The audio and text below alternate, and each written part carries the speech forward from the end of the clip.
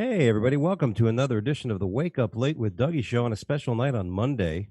I got shit to do tomorrow, so we're going to do this on Monday. And I'm joined with two of my friends and fellow comedians, Mr. John McClellan. Hi, everybody. Hello. There you go. And my friend Chris, I was just going to look at your name and I say, figures, dude, this is a comedian for you. I just came is on his name list. You didn't see that, or you have it on? No, I didn't see that. I don't think I did that. And I didn't just come. Yeah. Well, you spell it wrong anyway. So Yeah, it's Cume. yeah. And Chris Machado, everybody's here with us. Hi, guys. I'm the guy who came. Yeah. And welcome to the show. Which cup? I haven't seen you guys in a long time. I guess the last time I saw you, John, was at the World Series of Comedy. World Series of Comedy, yeah. But not this last one. I'm still working on my lighting here. Not the last one, it was the one before that. But yeah, we haven't been together in a long time, man. You know, we keep in touch and talk here and here, but we haven't been, in this capacity in a while. That's right. And that was the year you took third place. Top Third three. place out of about 340,000 comedians. No, it was. Listen, man. Before we even get started about the World Series of Comedy, I sell that to everybody, and it's not just because I was one of the top three. It's the funnest competition and the fairest competition. It's not really a competition. You're not really competing against each other. You're competing for, to get somewhere. And you've done it a lot of times, and you know that there's things that come out of that, good things that happen. Yeah, and speaking of winning, Mr. Chris Machado, out of nowhere wins. What, you took second at San Francisco Comedy Festival? Yeah, I was supposed to be at the World Series of Comedy, and it was the year that they went up to the new location out of Vegas, and I just went further than I thought I would in the other one, and I was like, I can't. Yeah, I remember talking to Joe about it, and obviously, I really like the guy and everything. I'm like, we're all like, what do you want him to do? I mean, nobody understood. That was the year. That's right. That was the year. See, John, you're lucky because Chris didn't get to make it out there. Which, by the way, if you're going to miss one of the World Series of Comedy, that was the one to miss. The location wasn't that stellar, right? I mean, it seemed like they were getting their footing on like a new location. Yeah, and the crowds weren't that great. Where was this? At St. Louis? Yeah. Yeah, that was a year after I won. No. I was there for a couple of days. Where was the place you and I were at when you took third? That was in like Illinois somewhere. Where the hell was that? In Indiana, halfway between Cincinnati and Louisville, but in Indiana at a casino. So, if you weren't staying there, which was, there really wasn't much cooking, unless you like to eat possum and stuff. But it was such a bad location. It was such a bad location that Uber didn't even show up there. No. Jesus. There was one car picking people up to the airport and taking them back, one van, and you had to schedule it when you left. But that was the one. I think that's the first year we were away from Vegas. Yeah. And this past year was great because we were back at the LA Comedy Club, which at the Stratosphere. So it's being in Vegas was great. So Yeah, I haven't done it since. I really enjoy it. I think I'm going to do it again. Yeah, you're all. You were in San Francisco. You did the San Francisco comedy competition. Yeah, I was doing it that year. I think it was 2018. Okay, yeah, because I did that a couple of years ago. And to the finals, but it's just I love that competition. It's great, but some of the venues are a little goofy. Oh yeah, but some of them are insane. I think we had one with 5,000 people. Yeah, well, yeah, the Santa Cruz. They really mix it up, which I like. Also the theater where I did it, Hart was there like 3 days before. Nice. It was great. So when I did San Francisco, like the first night we were at a gay Hispanic nightclub in Oakland, California, all right, with no spotlight. And I come in second to a gay guy. All right. The next night, we're in a theater, a little theater in San Francisco, but with no microphone. All right. And I come in third. And then the next night, we're at the Jewish Community Center of San Francisco. Beautiful 1,500 seat theater, theater style seating, immaculate sound, immaculate everything. They had an iron backstage. I come in 6. I'm like, oh my God, come on, can we get to some shitty place where I could take over? And then we go to Santa Cruz and hit some longshoreman's bar on on Sunday night, and end up wrapping up the week that way. But yeah, when I was in the finals, all those venues were not for me. The first night was at a classroom, an actual classroom at UCal Berkeley. All right. And I finished 4th that night because they hated somebody worse than they hated me. Because they're like, why is my dad yelling at me? The next night is at the University of California, Sacramento, for all the future welders and baristas for the world. All right. And they were all about diversity. And the show was, you know, you have a gay guy, you have a guy of Philippine descent, you have a Canadian guy, and you have a guy of Indian descent, and then an old angry guy from New York City. So I don't do very well at all. But at night at dinner, the wait staff recognized from being on TV. I'm like, anybody else want to come in last? Like, it wasn't set up for me to win, but I did everything I wanted to do. I made connections. I met new people. I got into new clubs. That's what I wanted to do. A little traction, you know. And San Francisco will do that for you. Yeah. Well, that's what I liked most about it, was that they kind of put you in every possible comedic venue you could possibly think of. You're 100% right. It gives you a wide array. So yeah, you got to be funny, but the list of guys that didn't win that thing is like a who's who of comedy. Oh yeah, and you mentioned a few gay guys, which makes your story unbelievable because, I mean, I don't think there's any gay people in San Francisco. So. No, they're all left. It just got too pricey. They're up in Oregon now. I'll take your word for it. I have yet to enter that contest. I know it's a bit of a marathon, right? Like you're there for a few weeks. 3 weeks. Yeah. So it's not like, because there's 4 weeks. The first 2 preliminary weeks, you're in either one of those. Then if you go to the next round, semifinal week, next round, finals week. So yeah, it's road tested, man. Yeah, that's every marathon I ever did. Yeah, it's I haven't done that. It's a long time, man. You got to spend a lot of money. You got to get your own housing and stuff, right? I mean, it's people are pretty good with that, you know. Yeah. I mean, I don't know what you found when you were there, but I mean, I had some things set up with people. I had a buddy over in Oakland that was helping me out, and you know, you have people down here and over here, but there was a couple of nights where somebody didn't have lodging and everybody pitched in to get, all right, you could stay here, you could stay here. There's a lot of carpooling. It was a real collective unit, you know? Yeah, we were like a commune. There was like a bunch of us every week just staying in the same place. And then towards the end, John Fox, who runs it, he helped us out a bunch. He would just be like, hey, got you a hotel. I was like, all right, cool. So it was cool. I loved it. Yeah, it's super cool thing, man. And the guy who won it, the guy who came in first, actually took the winnings and split it up among the top 5, so everyone ended up with the same amount of money. Who won that year? Who won that year? Dave Nihill. Okay. Irish guy, really cool guy. Okay, yeah, no, Miles Weber, I think, won it the year before, and then Kabir Singh won the year I was there. Oh, nice. Oh, Kabir's hilarious. Yeah, he's funny as hell. Yeah, and that's interesting. Well, that was nice of the guy to just share all that money. It was, yeah. He's good at everything. The dude's got TED Talks and stuff. Oh, yeah? Yeah, that guy, yeah, he's a great guy. He really is. And it was very nice of him to do that. But, it definitely took a load off of everyone for spending 3 weeks worth of money staying places. Like, everyone walked away with more money than they left with. Yeah, that's good, dude. Yeah, it's nice when people do nice things, bro, you know?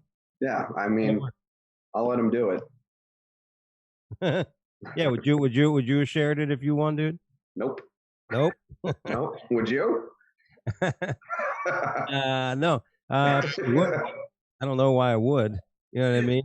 Yeah. I mean, sometimes you get into a contest like that when you're in the top 5 or 6. Sometimes you say, "Hey," you make deals with people like, "Hey, you know, if we win, you want to just chop it." Split the pot. Yeah, you want to just go ahead and chop it now. You know, make some arrangements. I mean, that's what they do in the World Series of Poker. You know, you get down to the final couple guys, everyone's like, okay, let's just cut this up right here. You know, that way, take the pressure off and let's play cards, you know? Yeah. Why not? I mean, I was in a pretty decent sized tournament where it was like 2,500. and I made the final table. And then the last money guys, like 5 people left. And they're like, "You want to chop?" I'm like, "I'm fine with that." You know what I mean?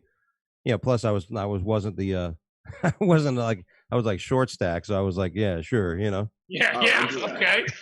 I do that every time.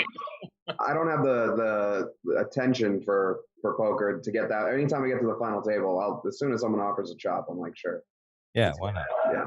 Let's move on and go smoke some weed. Yeah.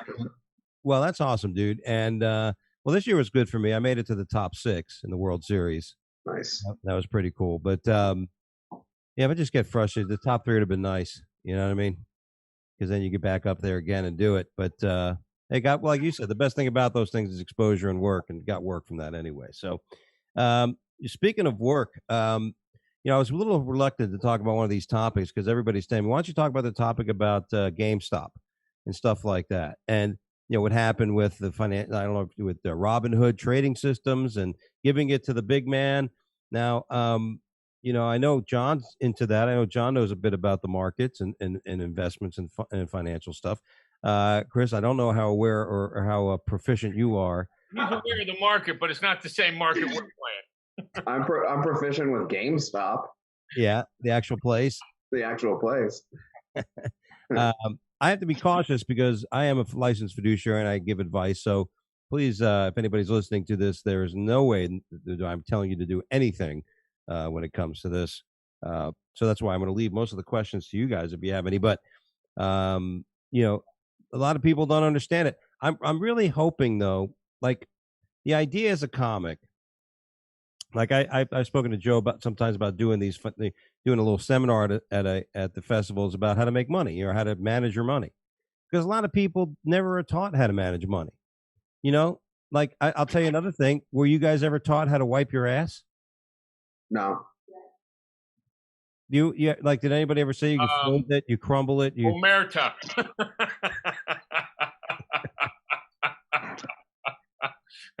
I've had a bidet my whole life, so I haven't had to worry about money or wiping. Really? You had a bidet, but you don't have stocks? Yeah, exactly. That's I don't understand how that works. I'd never had a bidet, but I got stocks. I should bidet. I should have a bidet. I should. But I'd be, because a lot of people don't like you don't. And I did that for the Boys Clubs of America, Boys Girls Clubs. I did some little class with people how to think about money and shit. But you guys got some retirement money? You guys got some money put away? Chris? I live in a van, dude. I'm basically banking on a early death, a fun first 50 years, and then see you later. All right, let's talk about this for a second, because you got Dad here. John has already called himself a dad, angry dad, and I'm a bit of an advisor. So let's get this straight. You're living in an Airbnb right now, yeah. So that's not committal. Is there a reason why you're not committing to finding a location to live? I'm going to Austin for a little bit. Yeah, I'm going to go there, get a year's lease, and try out Austin, Texas. Not a bad move. It's a nice comedy scene. Exactly, yeah. But besides, usually I'm just in the van. I'm not a douchiary or whatever. Thanks. Yeah, that's the new thing. My corporate thing would be the funny fiduciary and do some gigs like that. But that's going to be exciting, dude, because like people are coming into Florida in droves, right? They're going to Texas in droves. Mm-hmm. And people ask me, why am I moving to South Carolina? I'm like, well, because I'm not moving there for comedy per se. I'm moving because the wifey just wants to change things up. Yeah. And now that I'm leaving Florida, more people are coming to Florida, which might not be bad either. You know what I mean? Like I've been here. You're like that. When you ever see the picture of the hurricane and everyone is trying to pile out in the highway and there's one car going the other way, some asshole ordered a fucking pizza and there's one car going the other way. That's you. That's me. I'm looking for it. I mean, Carolinas aren't bad. You got some work out there and stuff, right? Yeah, they got some clubs too. Yeah, but Austin, Texas got a lot of clubs. Yeah, no, I'm excited. It seems like a lot of comedians are going there too, and I never wanted to commit to California or New York because I really don't like either place. Yeah. So maybe if this becomes the new California, I'll go to Austin because I like it there. But yeah, we'll see what happens. That's a good move, dude. Yeah. That's a good move. I I don't know if my wife would ever want to move to Texas because she's trying to get away from the heat. Hmm. Yeah, my wife said she hates Florida because of the heat and because of the hurricanes. And I'm like, honey, the Miami Heat came in second last year, and the Hurricanes will come back. Zing, that was good though. Yeah, thank you. Hurricanes are pretty good. Yeah, they are. But in Austin, they still get them over there. But but at least you got some land. The problem where I live, you get a hurricane with 150-mile-an-hour winds barreling down on South Florida. You're going to get crushed. It's a matter of time before Florida just gets crushed. You know what I mean? Look at those poor people that got hit twice over there in Louisiana. I mean, remember that fucking town? They were fixing shit up, and here comes another one. Here comes another one. I was up in the Panhandle when that happened. Really? Yeah, I was at the Block. Oh yeah. It was like right in the aftermath. All the trees were everywhere. It was pretty fun. Yeah, we were looking at there. My wife was told that a nice place to live in Florida was Destin, Florida, or Happy. Festival of the World. That's where the Block is, right over there, right? Yeah, it was It's over there by Destin. Fort Walton and that whole area, Pensacola, Yeah, and stuff like that. But that area is getting hit a lot now. Seems like that's the storms are Listen, I'm not a pussy or anything. I'm not going to run from hurricanes, but there's something about every summer having to sit there and have it part of your thinking that you have to worry about the hurricanes for a few months coming and crushing your house. Yeah, especially if your house is a van. Yeah, that's a little. Now, do you still have the van, Chris? Do you still have the van? Oh yeah, I'll never get rid of it. That's my retirement plan. Yeah, that's where I've invested my stock. Yeah, plan. Damn right. Be an old man in a van. Why not? I mean, by the way, I just saw one of those really nice ones that they're building. They're like Mercedes. They're taller vans, and they're like a little camper van. But Yeah. It's like, but they're state of the art. They got all the equipment. They got a shower in it and shit. Have you seen mine? No, I haven't. It's like that. It's not a Sprinter. It's a ProMaster, but it's all the stuff in there. Why not? Yeah, it's very nice. Well, obviously, all my money I've ever had went into it. So really, now you're not married. No. You got a girlfriend. He's not putting any women over the age of 18 in there. or breathing. That's funny. Well, that's nice then. I mean, shit. Fuck. So, all right. So you're gonna drive it there. Yeah. You're gonna take it there, and you're gonna park it somewhere for a while. Yeah. Right. Look around, find a place. But yeah, in the meantime, there's no rush because you can get like a campground for $40 a night, and it's actually probably more fun. You get to have like little fires and walk around. I just got the best part is I had an electric bicycle, like a really expensive one, just got stolen out of Fort Myers. Oh, wow. Yeah. Yeah. That'll happen in Fort Myers. It really will, and it's very unfortunate. But it was funny because I didn't want to call the cops for a stolen bike because it seems like you're whining. And he made it so much worse because he gets there. I'm like, my bike. And he's like, there was a shooting right there last night. Someone died right next to you. I'm like, yeah, but my bike. It was so funny. He didn't care at all. Yeah, Fort Myers is a little bit of a. It's getting a little sketchy. Yeah, it's up. There's areas. Yeah, no, there's definitely. I mean, they had that one somebody in that area. I guess it was Port Charlotte or somewhere around there. Ostero, where they carved Trump on that manatee, and you're like, ugh.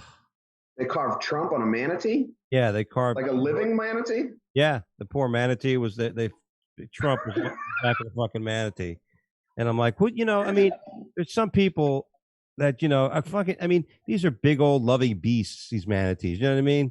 They're like 5,000-pound puppies, and you're gonna carve Trump into the back of the. Well, who's to say the manatee is not a starch Republican? Yeah, he may be. He may be keeping all the other manatees out of the bay. He's like, get out of here. Yeah, it's like we're gonna build a wall here between this canal. We're gonna make it out of shells and coconut. And we're gonna have the dolphins pay for it. Yeah, the Dolphins are going to pay for it.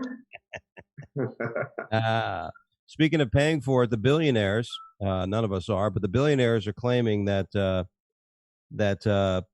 youth are using their stimulus checks to buy all those stocks on through Reddit and through the Robinhood.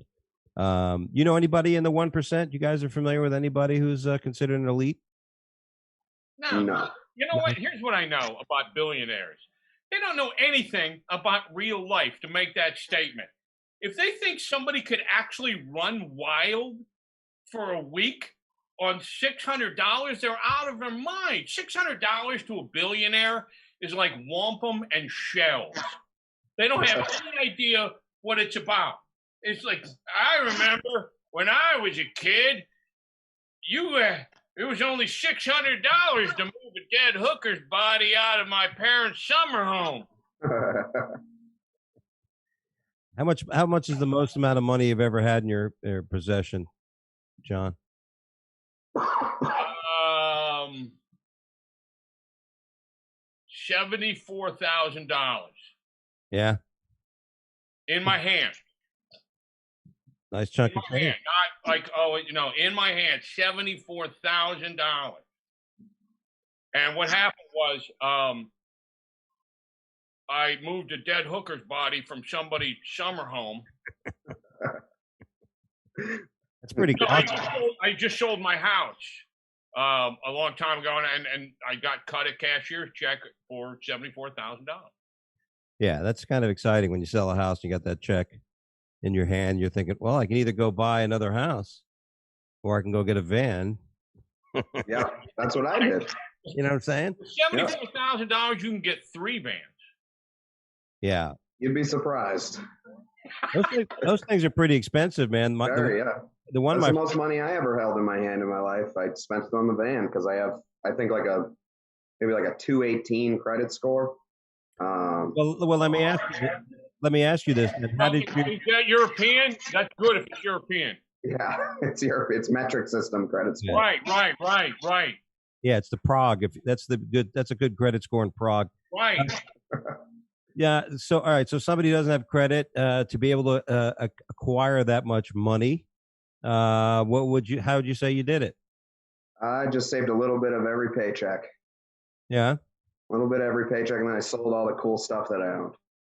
What were some of the things? Like, I think back, like when I started selling stuff, when I moved out of my house, I sold a bunch of my guitars. So I used to play guitar and stuff. So I had an Ibanez Destroyer too. I sold it.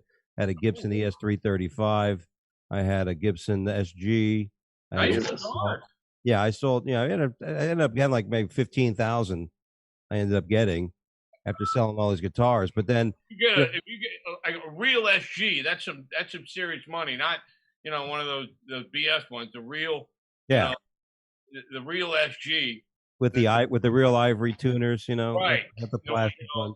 The one that Angus Young has and Waddy Wachell, those guys, serious players. They have those, like, it's a 59 SG, and it's like you can't find them, man. What did you sell? What are some of the cool stuff you had to get rid of, Chris? I sold basically my whole ukulele collection. No, I sold like all, furniture, TVs. I had the nicest Mac at the time, like the desktop computer that has like a theater-sized screen. Those hold value well. I don't know why people buy gold. Just buy anything Apple. This iPhone 6 is still worth like $13,000 right now. Isn't that crazy? It's so weird. People are dumb. That's nuts, dude. I think you're right. I'm thinking like my wife had me clearing out the closet. Like you're getting in, thinning things out for the move before we get. And I have all these old baseball jerseys that I used to wear on stage. But they're older, so the people's numbers on the back aren't even playing anymore. Half of them, that's how old they are. And I thought to myself, my friend says, "Oh, you should sell them on eBay. You could probably get $30 a piece for them, because they're like real jerseys. They're not, And I'm like, I don't want to get on eBay now. I don't want to fucking, I'd rather just give the clothes away in the church and they get happy and they all, you know what I mean? And imagine a kid. Oh my God, it's a Mets shirt. I mean, Reyes is on the back, but holy shit. Who's Nomar Garcia Parra? What's something you would never get rid of? What's that? What's the one thing you would never get rid of? Oh. Well, I don't know if there's anything I wouldn't get rid of that I own right now. I would get rid of everything. Maybe my hair. Yeah. Well, sorry, John, but Well, you know what? If you're gonna get rid of your hair, let's talk after the show because I know a buyer. it'd be great if our producer could switch your guys' hair right now. That'd be a funny picture. I'm sure if we did this meeting on a Snapchat, we'd be able to do whatever. We could turn him into anything you want. If he did that, it would look like some CGI Michael Chiklis thing. Fucking, I don't know. Like some Fantastic Four spin-off. So let's get back to this, Chris, real quick. So you gather up all this money, and you said, okay, here's what I'm gonna do. I'm gonna buy one of these vans. Is that what your plan was? Yeah. And been my plan forever. And how long did it take to accumulate all that money? Probably 5 years. All right, not bad, not bad. Yeah. And then you went and you how did it feel when you took all those time, all that shit you used to have now is in an account and you're gonna write a check for the van? Was it comfortable? Was it nerve wracking? Did you say, what the fuck am I doing? Or were you gung ho? I was gung ho. I don't care about money too much. I think to just live in a van, you kind of can't care too much about money. I'm very Kerouacian. Yeah, Dan Ellison, right? Dan Ellison, who's at the World Series of Comedy, has a van. I don't think it's as nice as yours. He's that Dan. Dan with the van, but he does the same thing. He goes, I got gigs, and he's a mechanic. He knows the thing breaks down, he can fix it. You know what I mean? Yeah. And that's got to be helpful. But that's exciting, dude. My wife and I always talked about that, like getting a camper. Mm-hmm. That's a cool idea. Then you get a camper and you put a little MG midget on the back. Some little, you tow another car around and you travel around like you're a nomad. You know what I mean? You just go around to different.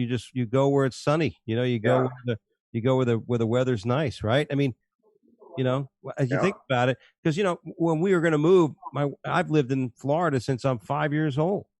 So somebody says, "Oh, why are you leaving Florida?" I go, "Because I'm fucking sick of it. I've been here." You know what I mean?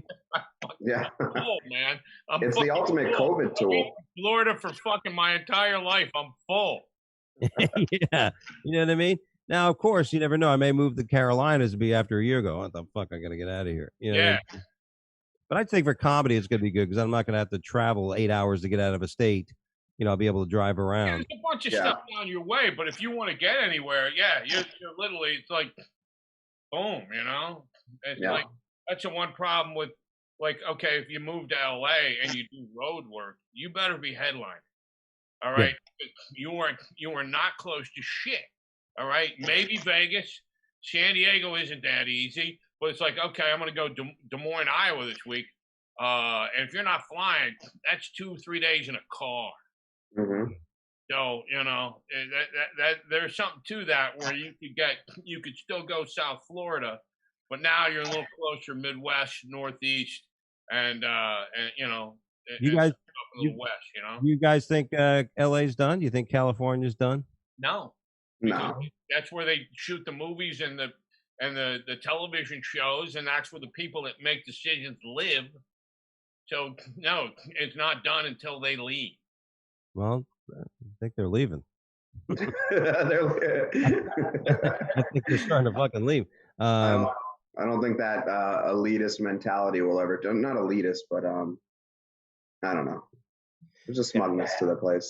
Like New York is tough. A lot of clubs are starting to close. They're not going to reopen. It's like, and in New York, I mean, you look again, not political, but Cuomo's an idiot, and Balasio's even worse.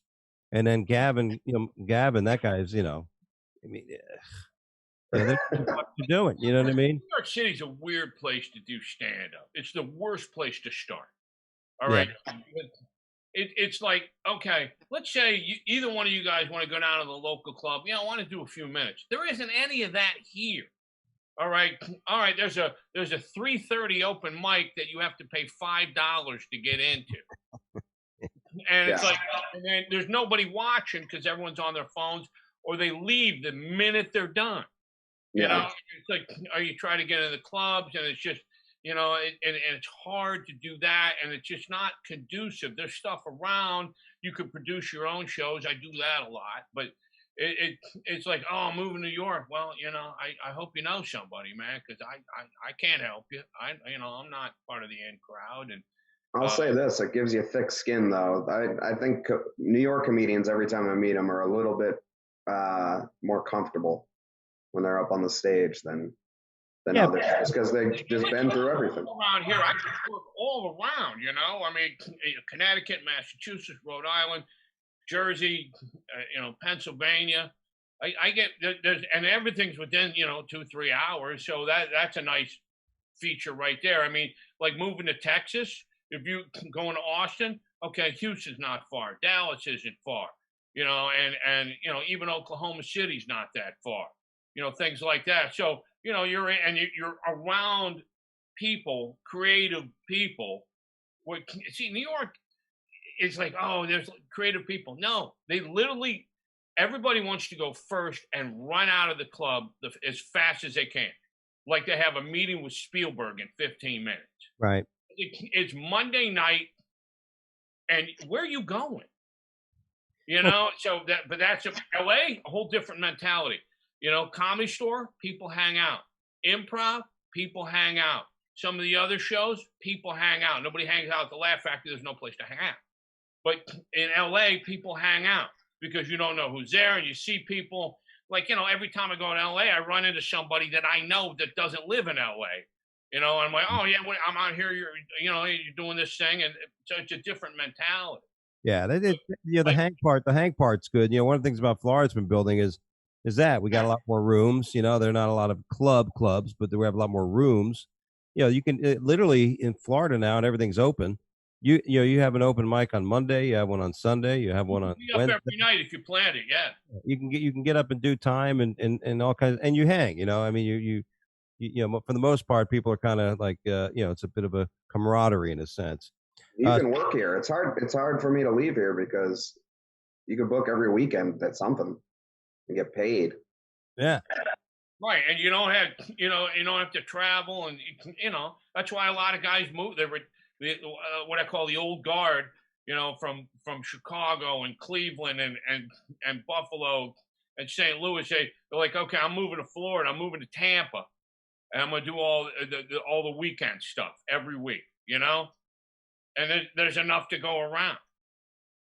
Yeah, it's kind of heartbreaking to leave, but that's why I think for all tax purposes, I'm going to be keeping residency here, and and I still have my office. There's a certified financial planner talking. Yeah, I tell you. But no, we're going to be renting my mother's house, my mother-in-law's house, I should say, and I got an office here, so I'm going to come back a few times a year to see my clients. Speaking of comics, rest in peace, Mr. Dustin Diamond, who passed away at the age of 44. We lost Screech today. Might be my fault. Might be you gave him cancer? No, I gave him his first cigarette. No, I was just talking about. We were talking about him on. I forget where it was, but we were talking about him. We were watching it was a podcast, one of my friend's podcasts. Let me just plug that real quick. And we were watching his porn. We were talking about how he's sick. Like not sick, but like he was actually sick. Oh, yeah. Okay.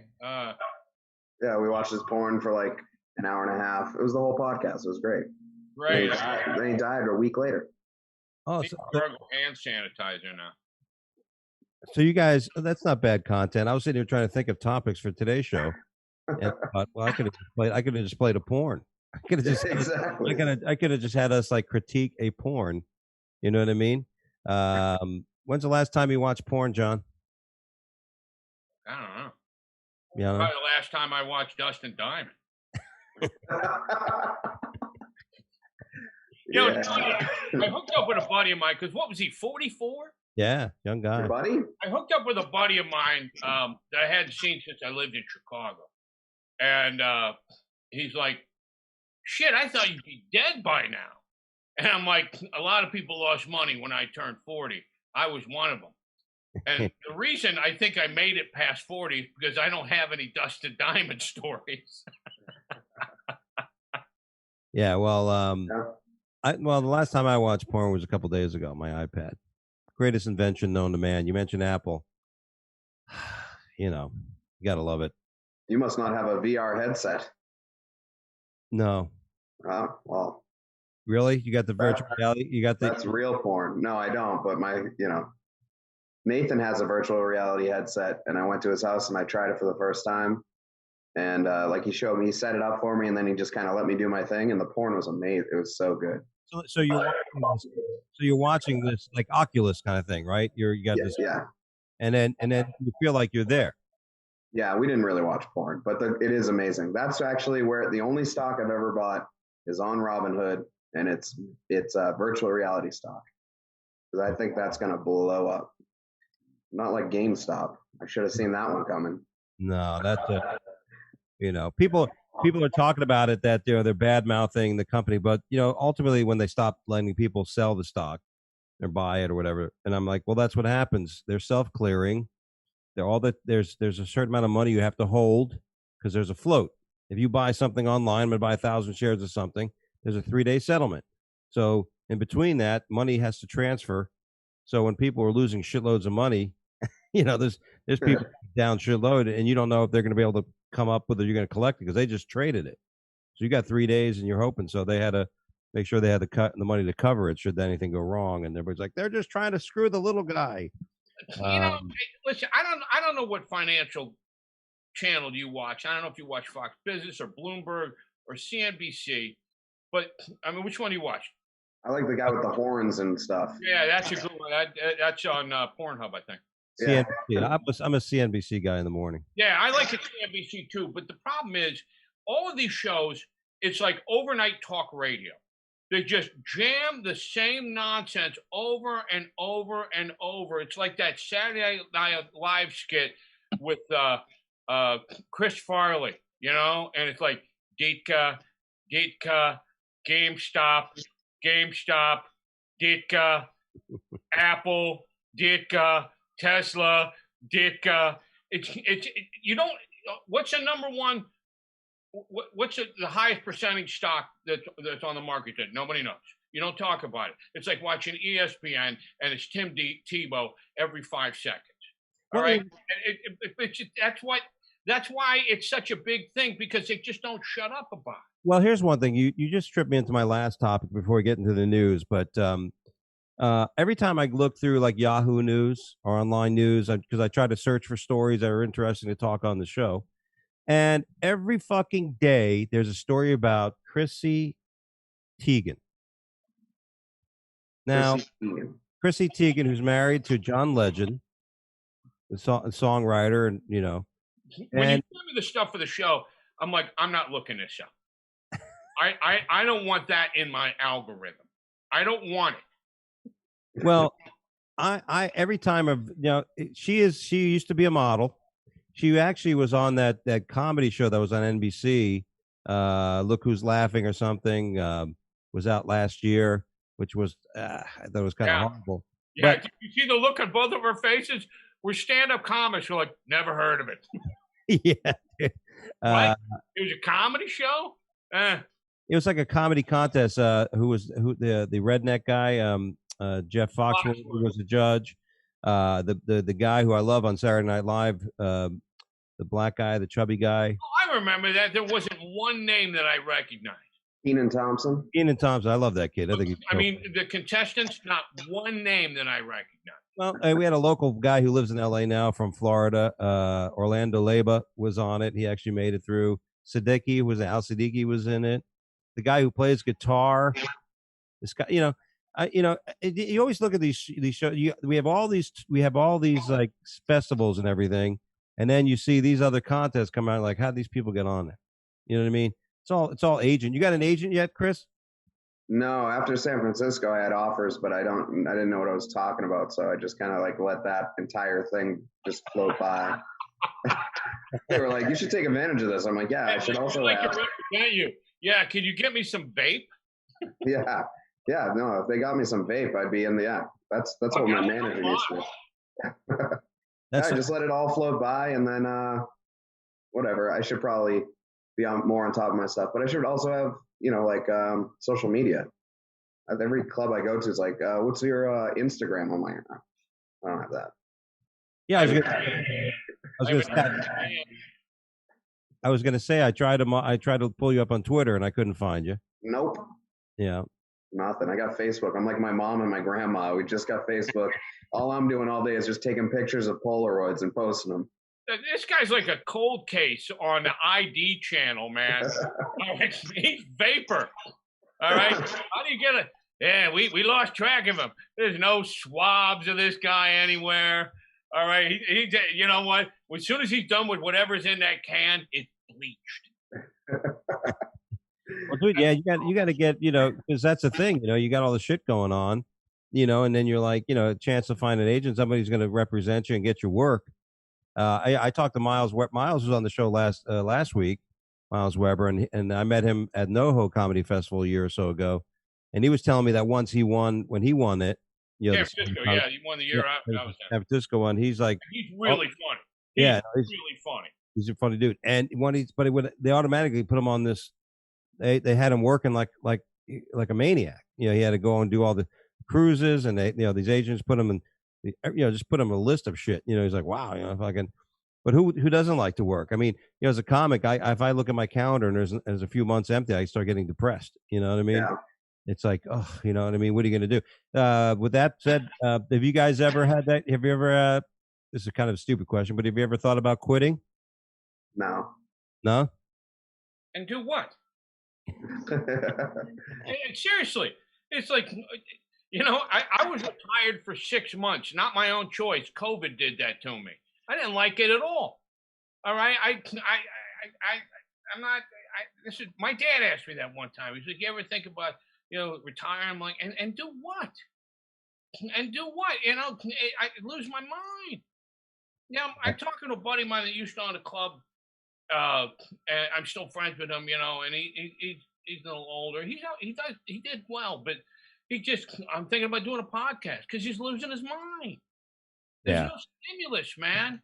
Listen, it doesn't pay the greatest. Sometimes it pays really well, but that juice. I don't care if you're living in a van or if you're moving to South Carolina or wherever you do, that juice when it's clicking. It can't be replaced by anything you've ever experienced before in your life. Yeah. Yep. And you could try to tell people about it, and you're like, "Oh yeah, I did improv once. I was in an improv troupe." Yeah, great. Not the same. Yeah. When you have 3,000 people cheering at something that you thought of, and they're in sync with you, there is nothing like it. It's like being in a band. And you're playing, and everyone's mouthing the words to your song. So retiring, yeah. Well, it's like, wow, I think I'm still funny, and then you got to start over again, man. It's fucking hard to keep it going. Try starting over again. Yeah, it's really difficult. It's almost like the stripper issue. Like strippers, they'll be a stripper like when they're 19 or 20, and then they're strippers until they're 35, 40, and Gross. then what are they going to do now? Like, what are you going to do? You're going to go get a job interview and say, how'd you spend the last 20 years of your life? Well, you know what I mean? I have good interpersonal skills. Yeah, right. I'm pretty. I was a cash management specialist. Yeah, I was. The similarity between strippers and comedians is the inability to make good decisions. All right, and that's why we're in this game. There's nothing in my mind that I could do that can replace that. You always go, "Hey man, oh that show stinked," or and it's like you got to stand ovation. That guy didn't stand. All right, you're always locked in on how one thing, but when it clicks, once every 2 or 3 months, you get that magical show where everything's right, and you just can't stop thinking about it. It's like that school crush you'll never get out of your mind. And it's also too when you're doing your own thing, as opposed to going to work for anybody else. Like I pretty much since I started really working, I always had a job as a producer, meaning I had to go and get like a sales rep or something. I didn't get paid unless I did shit. I had to earn my keep. It wasn't like I sat around and got an hourly paycheck. It's like I have never understood what that's like. And it's like there was a period there once where I was going to walk away from this, and meaning my financial planning stuff, and I'm like, there's no way in hell I can't sit there and have somebody tell me what to do. Yeah. That's When I my biggest problem. What's that? That's my biggest problem. When you But get it's not a problem. someone telling you what to do. No, that's why we're in this. It's because nobody, like, if we're all, let's say we all worked at some office, right? And we all have a project that we're working on. Then we have to show it to somebody, and they're going to go, all right, well, this needs this, and this needs this, and this needs this.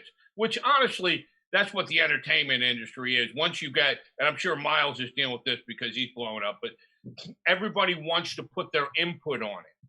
Right. So but when you're writing jokes and you're telling jokes and you get them right, there's nobody over your shoulder going, that's funny, but you should do it in a Korean accent. Why? Why? Hey, It makes no sense. Nobody's telling you. The crowd is telling you what's funny or not. your feedback. You get that. That's the reaction. You get the ultimate, highest form of feedback. Is it funny? Yes or no. Not what do you think? Not what you think. Yeah, that's funny. I love that. So, John, you never had an open micer come to you after an open mic show and go, you want to try these tags? You know what I'm saying? That's the kind of shit that happens in Florida. That's how I feel don't at get a any lot of job. people coming to me after shows. No, I have people come up and do that, and every once in a while, somebody has a very good idea, or I'll share an idea as well.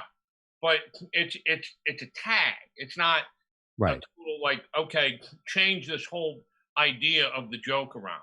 Like, instead of you being at the doctor, why can't it be Wilford Brimley? And Yeah. you're like, what the fuck are you talking about? Sitting down having a bowl of Quaker Oats. Something like that. Well, guys, it's that time. So, time for the news. This is Joke. That's right. It's where we, the comedians, make fun of the news. Unlike the news that John's watching, where it's all dicka. You talking about the football coach? Yeah, you know that old skit on Saturday Night Live? Sausage. The Chicago Bears fans. Oh yeah. The Bears. Yeah. Okay. I thought it was a stock. Dick is up 5 points. Somebody shorted Dicka. No wonder he won the contest. Well, here's a guy who's not doing his job very well. Former marriage and family therapist sentenced to 4 years for sexually abusing 7 of his patients.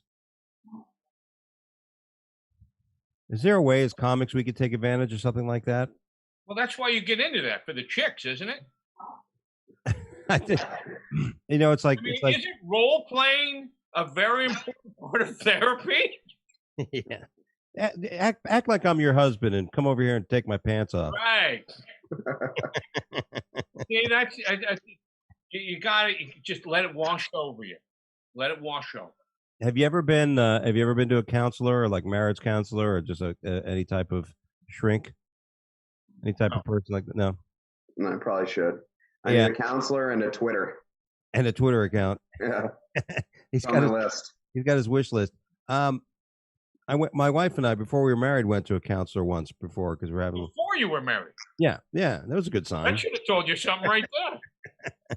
Well, it actually did. We were pretty smart because we knocked shit out, and it was actually good because the counselor kind of like confirmed most of my fucking. You know what I mean? You get into it for the chicks. What's that? You get into it for the chicks. I'm telling you. Former therapist, 66-year-old, is being ordered to register as a sex offender, which can't be fun, for the rest of his life. 7 patients were abused by Villamarin from the 2014 to 2018, according to the news. Yeah, the guy's taking advantage of his situation. If you want to make your husband happy, what you need to do is take your shirt off in front of him. Try it with me. I feel like nobody loves me. Yeah. My husband never tells me how pretty I am. I think you're beautiful. You're even pretty from behind. Let me show you. Yeah. Creepy fuck. And there you are. You're trying to make things work with your wife, and you find out she's banging the fucking therapist. That's why you always took your side. That's right. But she did though, man. That was the moment. That was the moment where it cracked. I think it cracked my wife because she realized. Hold on. I didn't read the story. I just read the synopsis. Who was he? It's a he, right? Yes.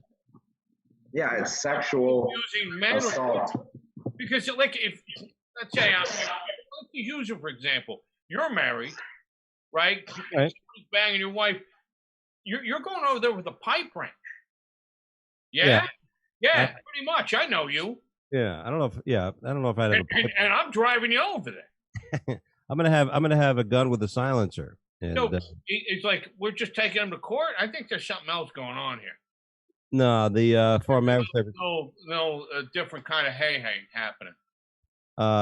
Villamar's license was still valid, yada yada yada. But says here he was first arrested back in 2018 after a woman reported she was sexually assaulted during an appointment, according to the police.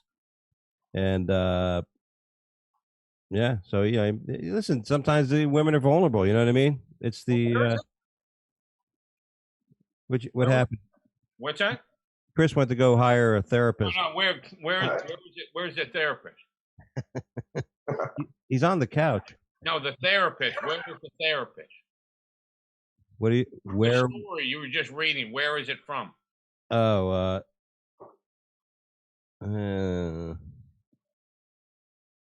Los Angeles.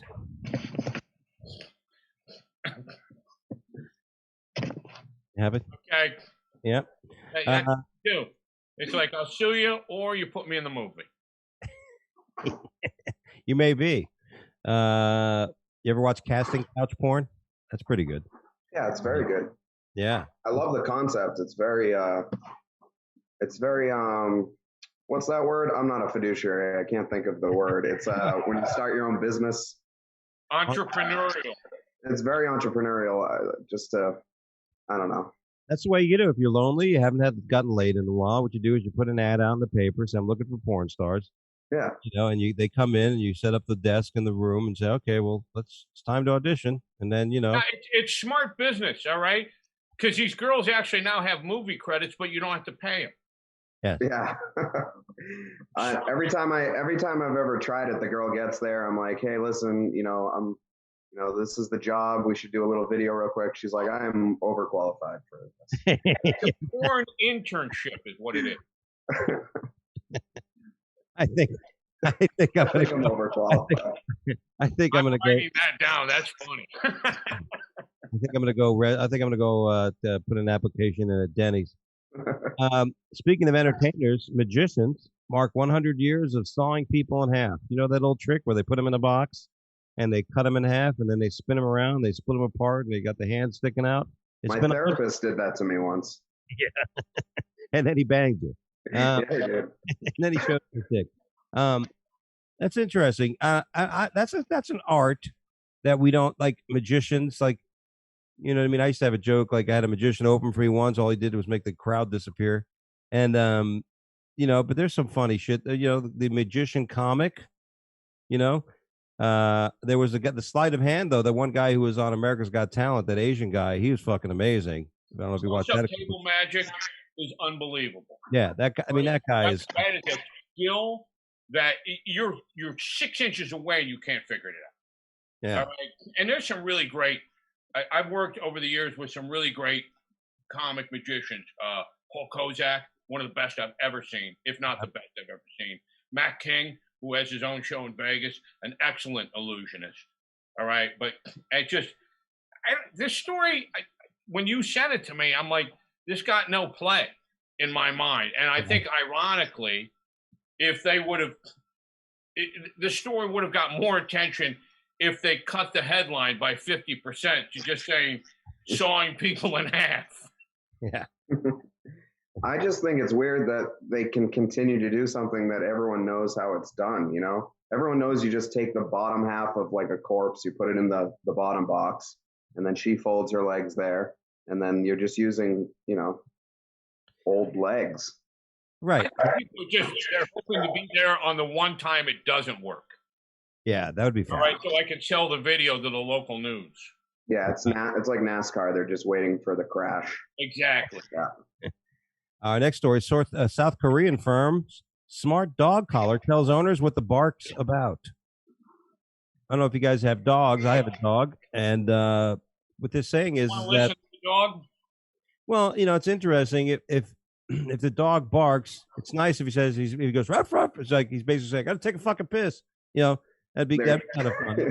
Their tagline should be, "You can finally understand what your bitch is yelling about." I finally understand my bitch now. Well, the whole thing with this is okay. This collar, you can hear the dog talk. Okay, so essentially, the dog now has a podcast. And this is the most brilliant way to promote a podcast I have ever heard. Yeah, I might have to have him as a guest next week. I'm gonna get this collar and put it on my dog, and he's gonna. I bet we'd have a full fucking crowd. The minute I put it on the dog, he's gonna go. Stop grabbing the peanut butter. Wake up late with Dougie. Dougie, change the name. I'm gonna sue you. You stole my name. Yeah, it gives the dogs a voice. You're right. They can get their own fucking podcast now. That's it. That's what this thing is. It's a podcast. There you go. Next story: why wombats poop cubes. Did you guys know that? Do you guys know what a wombat is? I don't know that. No. All right. I refuse to even write anything about that because I don't want to replace somebody's phone number in my brain with this information. Well, I don't know where you're going there, but a wombat is kind of like a cute. It's kind of like a little. I don't know. It's a weird looking thing. It's like it's Australian, so that tells you right there. That's why you don't see many of them. But they're like a big fluffy rat, right? They're like a big. Australia's animals are like all backwards, man. It's crazy. Like kangaroos have like 14 vaginas. It's weird. Really? Yeah. You know that. I mean, I've been inside a kangaroo or two. You put it in one, it comes out the other one. It's like that means you tried to fuck a kangaroo at least 13 times. 13 times, yeah. Is that the right one? Is that the right one? That's interesting, dude. I mean, could you imagine?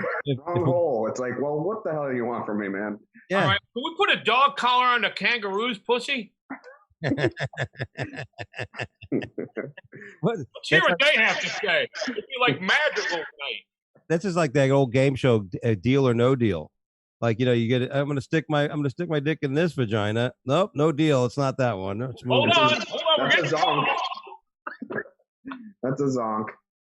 The wombat though, actually, when it poops in little squares. Like, you know, I don't know about your guys' poop. You know, sometimes you get older. You know, it changes a little bit. Storage. It's all about storage. Yeah, you're right, because that's what happens. Basically, the wombat has an elastic. Wombat lives in what would be equivalent of a 500 square foot apartment. Yeah. Okay? So you got to keep it stacked up. Well, that's funny because based on your philosophy, then when Chris is living in his van, he should be shitting squares as well. I don't know why he's not. He's wasting his time with kangaroo pussy. Mine's been liquid since I was 12. It's not a problem. I throw it out the window. Oh, could you not do that when I'm trying to drink? I almost smelled tequila. Jesus, I almost snarfed that. That was fun. I'm actually happy. I changed my diet. I got like nice, nice logs coming out. Before I had a bunch of like old crap or like clam strips. What do you got to eat to poop square? I don't know. Klondike bar. You just eat Klondike bars whole. That's what wombats are doing. What would you do for a Klondike bar? I'll shit a brick. Shit an actual brick. A Lego or whatever. Exactly. I'm fucking eating Legos. He's built a little wombat igloo. Nobody's going to home invasion that place. Now they found out how they actually build the Great Wall in China. They had a bunch of pet wombats. and shitting bricks. No wonder. There you go. By the way, I don't know if you guys know this. I don't know if you guys ever eat at Subway, but there's a lot of controversy now that Subway is not using real tuna. No way. Yeah. Would you ever eat at Subway? I try to avoid it because the second you walk in there, you smell like the place for a week. Isn't that right? Yeah. It's so weird, man. That place is weird. They also, their flatbread is made of human hair. There's like a lot of shit going on at Subway. Yeah. I just want to get this straight in my mind. I pull off Interstate 70 in Nebraska, and I get some gas, and there's a Subway sandwich shop there. And you're telling me it's not fucking tuna? No, it's wombat shit. Wait a minute. Hold on. Tuna cubes. It's mini cubes. No, I think here's my take on this. They're attacking this from the wrong direction. The people are coming after Subway. Subway should be coming after them. They should know better, okay? It's your fault, not Subway's fault. Detectives should be sweating these people down. What do you mean it isn't tuna? It looked as old as tuna. I don't know. It was dark, and the sandwich had a lot of condiments on.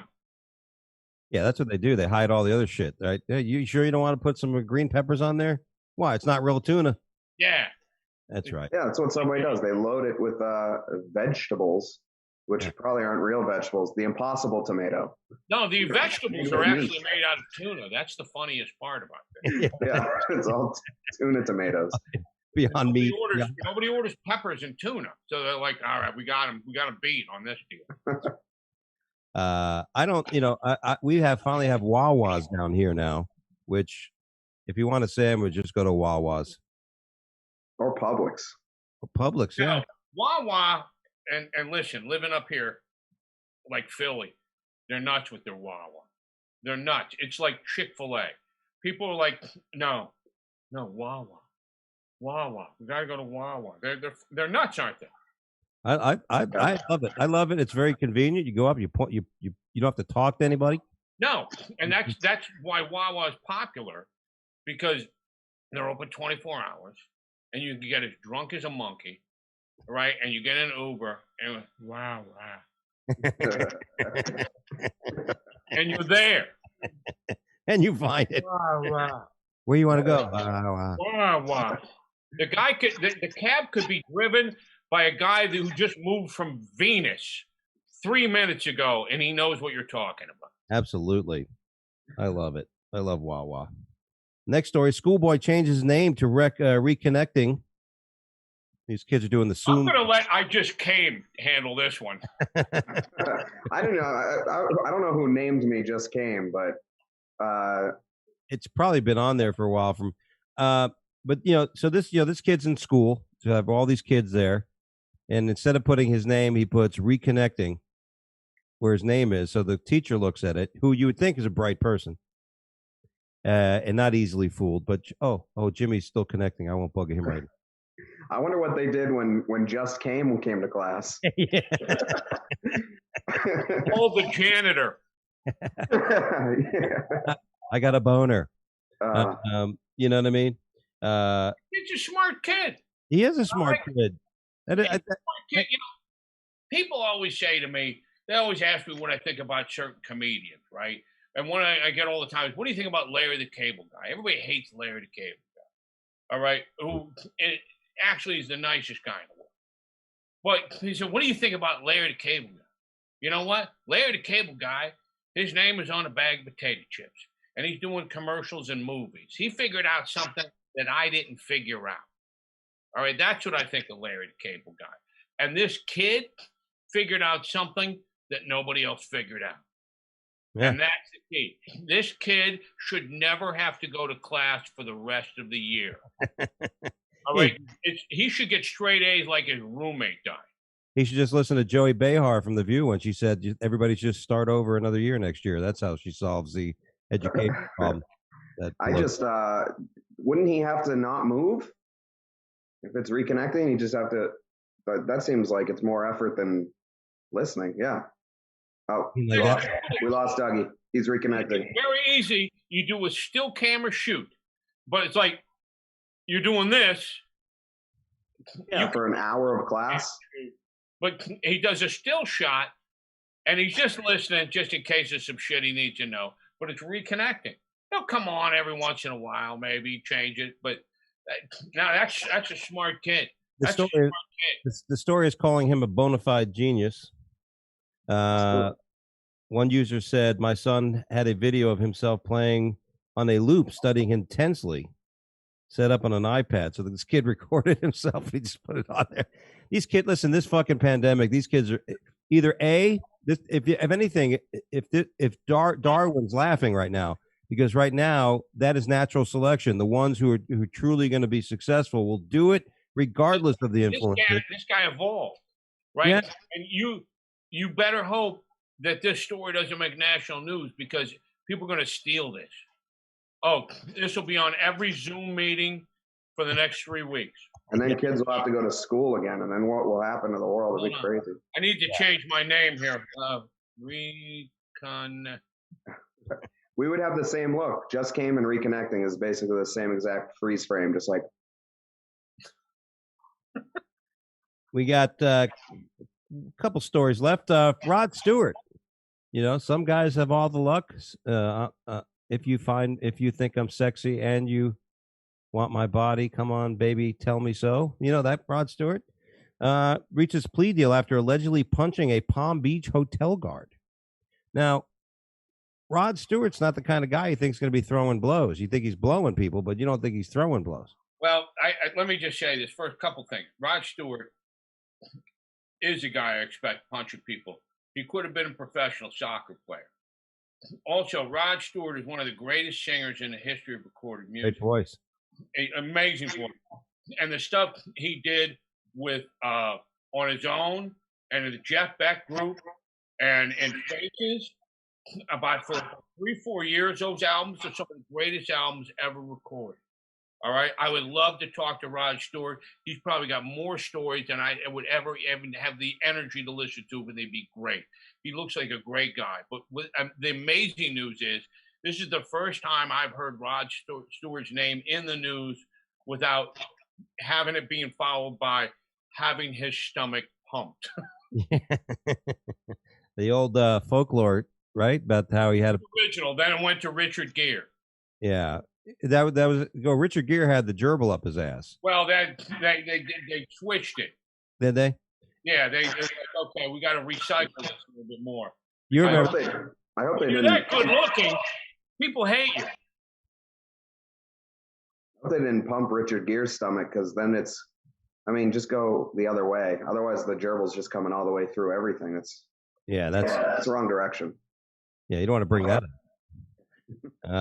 Rock legend Rod Stewart and his son have reached a deal with South Florida prosecutors over misdemeanor battery charges stemming from a New Year's Eve on 2020, just recently, confrontation at the Breakers, which I've been at, but I never had a problem with the guard. Or Rod Stewart. Or Rod Stewart, man. You know, like we said, some guys have all the luck. In our last story, a Czech woman performs oral sex to stop a robbery. Hero. Listen, don't stop it. What do you get on the ground? I'll get on the ground.